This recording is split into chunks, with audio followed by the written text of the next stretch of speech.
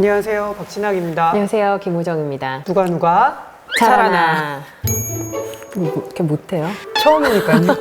방송 경력이 길잖아요. 방송 경력 18개월. 저는 오늘 처음이라. 괜찮아요.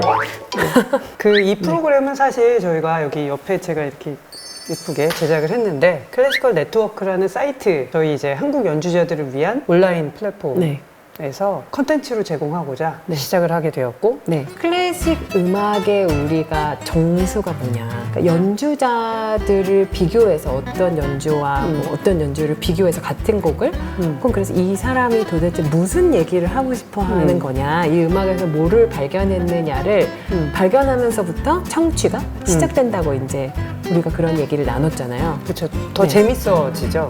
공연을 보는 것도 재밌고 음반을 듣는 것도 재밌고. 그래서 이제 그 시작점을 만들어 드리자. 그래서 항상 무언가를 이렇게 비교를 하면서 우리가 음악을 들어서 귀를 좀 깨자, 그런 취지로 시작해 봅시다. 네, 알겠습니다. 잘해야 될 텐데. 네, 잘해야 될 텐데. 잘할 수 있겠죠. 저는 이제 공연 기획을 올해로 보자. 24년째, 24년째 하고 있습니다. 24년째 하고 있는데, 제가 올해부터는 새로운 도전을 하고 있습니다. 클래식 웹 예능 제작자로서. 한번 여러 가지 미래 먹거리. 미래 먹거리. 그래서 이제 이 프로그램이 잘 돼야 돼요. 맞아요. 잘해봅시다. 잘해보세요. 같이 잘해야죠. 나한테만 잘하라고 그러세요.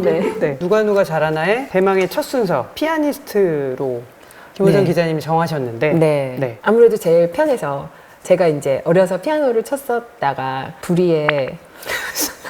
불의에 재능 없음으로 이제 그만두고 절 피아노하고 제가 이제 이렇게 살고 있습니다. 그래서 아니, 이럴 때 자랑 좀 해요. 나 여기 나왔다. 그러지 마세요. 뭘 나가요? 전 나간 게 없어요. 예원 나왔다. 서울예고 나왔다. 서울대 나왔다. 많이 나왔어요, 거기 진짜. 엘리트 코스를 밟았다. 정말 힘들었습니다. 그래서 제가 피아노를 쳤었기 때문에, 어려서 그래서 전공을 했기 때문에 좀 이해가 되고, 피아니스트가. 그래서 그래도 첫 순서니까 좀 피아노로 그나마 좀 아는 거를 해야겠다. 라는 생각으로. 기왕이면 같은 곡을 이제 비교해서 들어보면서 피아노를 다르게 친다는 거는 도대체 뭔가. 그러니까 피아니스트들 너무 많잖아요, 이 세상에. 그리고 뭐 오늘 우리가 할 쇼팽만 하더라도 1840년생인데 10년생인데 그러면은 벌써 몇 년이에요? 근데 300년 됐나요? 200? 300?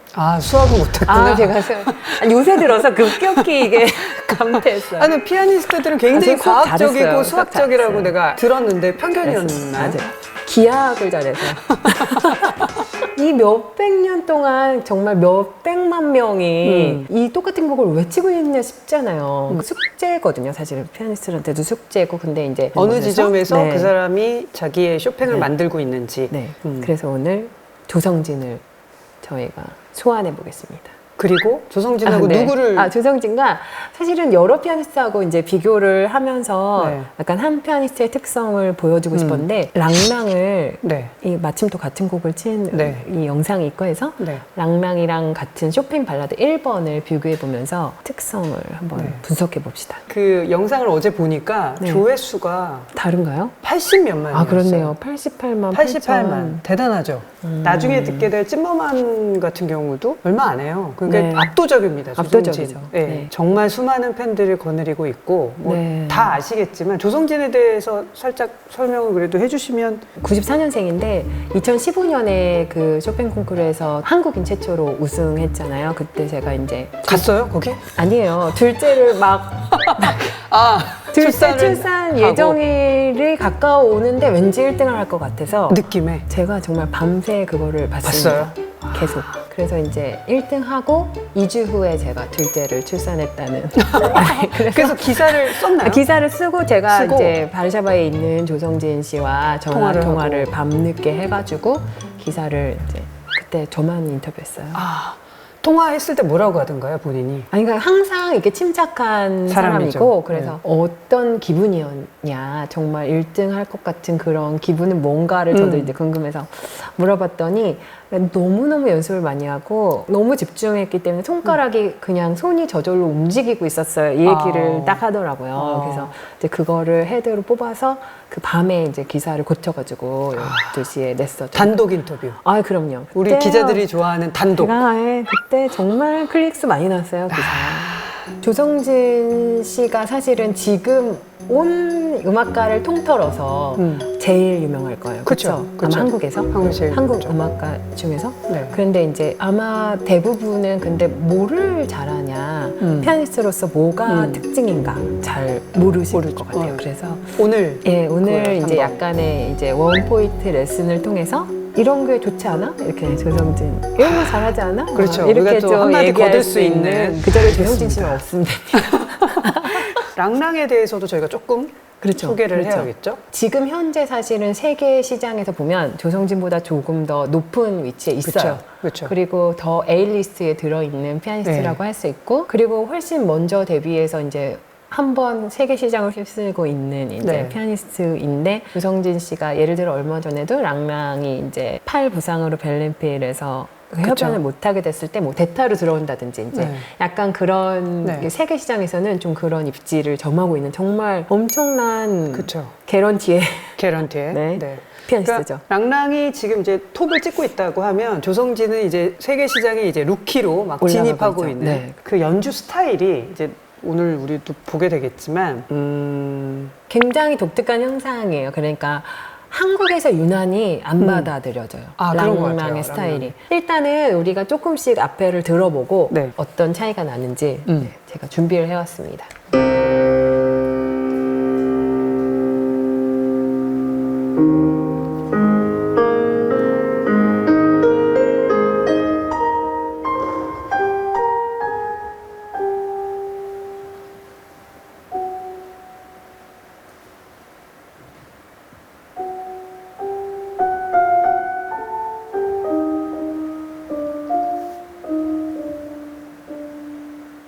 진짜 모두가 숨을 죽이게 하는 이러고 들을 수밖에 없었던 네. 조성진의 연주였습니다. 2017년에. 랑랑 기대되죠? 네.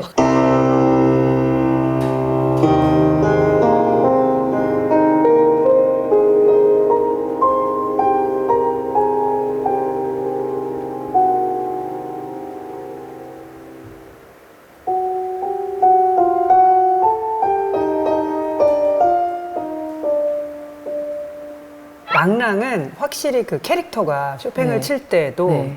나오는 것 같아요. 약간 멀티플레이어 같은 느낌 있잖아요. 약간 어떤 곡이 주어지든지 그렇죠. 자기식으로 엔터테이너로서 연주자가 딱 느껴지는. 맞아요. 일단 우리가 들을 수 있는 거는 조성진은 첫 음을 굉장히 길게 쳤잖아요. 그러니까 그게 원래는 2분음표인데 그러면은 4분음표가 아니 8분음표가 그런 거 몰라요. 그건 너무 어려운 질문이에요. 8분음표가 4개예요. 그러면은 그 4배만큼만 쳐야 돼. 근데 조성진은 그거를 굉장히 길게 눌렀어요. 근데 이 모든 연주자의 사실 연주는 그 순간순간에 매 순간에 결정이 있거든요. 그렇죠. 판단하는 거죠, 자기가. 그렇게. 그리고 연습을 그렇게 했다는 거고 여러 가지 시도를 해본 끝에 이제 그렇게 하는 건데, 왜 그렇게 이제 그 첫 음을 길게 치고 그 다음에 정말 장송곡처럼 한음 올라가잖아요. 그래서 그러는 이유가 뭘까? 그런 효과를 이제 노린 거죠. 좀 더 첫 부분을 굉장히 드라마틱하게 끌고 가서 그 다음 부분에 반전을 주고 싶은 거예요. 길게 가고.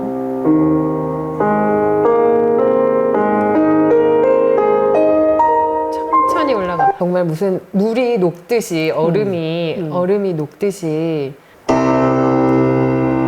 바로 박자대로, 그렇죠? 2분음표대로 해서 이렇게 올라가는 거를 볼 수 있었습니다. 그러니까 랑랑은 좀 더, 근데 이 곡을 해석하기를 그러니까 이렇게 막 심각한 의미를 이 앞에 둘 필요는 없다.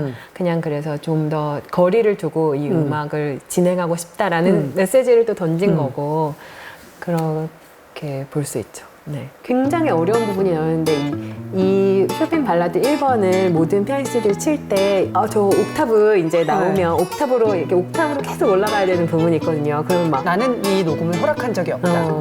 이게 답이겠다 진짜. 그쵸. 누가 잘하나에서 너다.